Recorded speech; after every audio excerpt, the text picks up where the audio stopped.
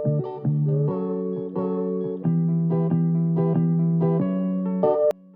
today's tzatziki recipe, we are gonna use cucumber, vegan Greek yogurt, and some spices.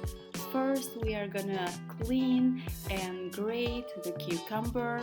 I love to use it with a peel because I like these dark green and light green colors, but you at home can peel the cucumber before grate it as you wish.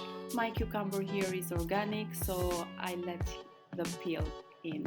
Then I'm gonna add the vegan Greek yogurt. I'm using here soy Greek yogurt. I love soy yogurt because it has more proteins than other vegan yogurts. Then I'm gonna add 2 tablespoons of olive oil and black pepper, garlic, a little bit of salt, and if you wish at home you can add also some fresh dill. Then mix everything well so the ingredients are well combined.